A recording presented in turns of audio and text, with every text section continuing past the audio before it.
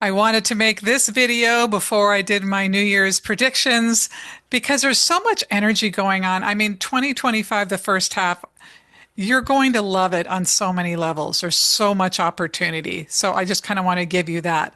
But I want to come full circle on something I don't typically do, but I think it's important to me. That's why I'm doing it. You know, whenever I make a prediction that doesn't come to pass or is flat out wrong, I always reflect and think, okay, how did I misinterpret the signals? That's important to me just as a person, as someone who's always trying to grow and improve. And I know from teaching psychic development for 30 years at this point that it's usually a misinterpretation of the energy, not that it's wrong necessarily.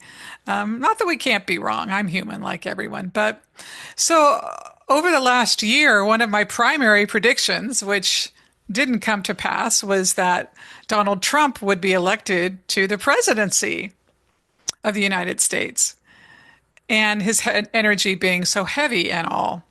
Well, we all know what happened. And so when I reflect upon that, a couple of things came to mind, and I wanted to share that with you so you can know my process. You know, the first thing is that I'm someone who operates from a place of goodwill. And because my business has expanded over the years, I sort of live in a bubble of goodwill. I attract clients who are that way. Everything that comes into my reality, for the most part, is really lovely. I'm quite blessed at this point in my life. But as it pertains to certainly world events and things of this nature, I forget that there are people out there who do not have goodwill. They don't understand the importance of that in consciousness itself. And that's one of the pieces we're dealing with constantly on the planet. So as it pertains to, let's just, the presidential election, for me, what I have come to see isn't so much about a candidate, whether you voted for Donald Trump or whether you voted for Kamala Harris, but rather the system itself is teetering on broken, if not quite broken. And as I've tracked the energy back, what I see that it's tied to is legislation that was passed in 2010, a bill called Citizens United, which essentially, in layman's terms, made corporations equal to individuals. And before that, 100 years before that, there were always stopgaps in place to control the amount of money that could be funneled into campaigns, presidential or otherwise. And so we've been living with that now for about 14 years, that now where corporations are just like individuals. And we all know that corporations have far more money than the average individual. And so say it in a different way. If you or I say, hey, I'm super excited about this candidate and I want to support them, I'm going to give $100 or $1,000 or 5,000. We're excited. But then, and this goes for both ways, by the way, I'm not talking Democrat or Republican. I'm going to use Elon Musk as an example because it's so dominant in the story, is that he donated 247 million to the Republican ticket. That's a significant amount of money. And you think you and I, yeah, I put my $1,000 in.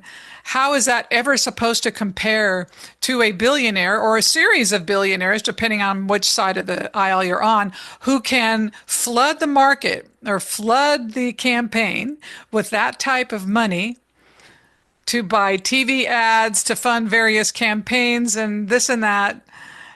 And so my sense is, and I'll talk about this in the predictions, which are coming on Thursday or Friday at the latest this week. We're looking at something where the people no longer matter necessarily in the democratic process. There's a new way that we need to matter. And the new way we need to matter is it's not just our vote, which is it's not completely meaningless, but what is more important is how we spend our money. And so this is something I'm going to be doing in the future. And I've already started, meaning that I am very dedicated to supporting causes, individuals, uh, stores, chains, financial institutions who align with what my interests are. I think this is how we move the needle in our political elections moving forward. And so this is, when I look at this, this was a sort of a blind spot to me. You know, I'd heard of Citizens United sort of on a cursory level, but I didn't pay a lot of attention in part because I operate under goodwill and I assumed other people did as well. And I forget they don't always. You know, it's been a blind spot in my life and probably will remain a blind spot for the foreseeable future. But going to be encouraging everybody who listens to me or cares to listen to my point of view to make your dollars count where you spend them. This past weekend, you know, I'm very much a minimalist for any of you who know me or don't know me, and I am not consumeristic at all. I don't. But I did happen to want to buy something for my daughter for Christmas, Hanukkah, and what I wanted to buy was a little over $100. And I could have easily gone to a certain store that's literally 10 minutes away from me. But because of their practices and ideologies that don't support my interests, I drove about 30 minutes to go to a different store. So, and my overall point here is that I think Americans in general are so addicted to convenience and consumerism. I mean, we see it in eating fast food. We see it in we don't want any discomfort whatsoever, that we just kind of gloss over. And I think we don't realize we're giving away our power. We're really giving away our power. And our power is in our spending dollars at this point. So that's my point of view. And I know when I share my personal points of view, people don't like it sometimes. And I do expect I'm going to lose some followers over my points of view. But I wanted to put it out there for people who may wonder how these things work, for professional psychics who get it wrong, and also how we recalibrate to come back to it. And that's how I recalibrate to come back to it. So anyhow, I will give a full rundown, as I always do, on the 2025 patterns. And I have to tell you, despite the heaviness in the Oval Office in the United States, there's incredible energetic opportunity in 2025. I'm excited for a lot of people.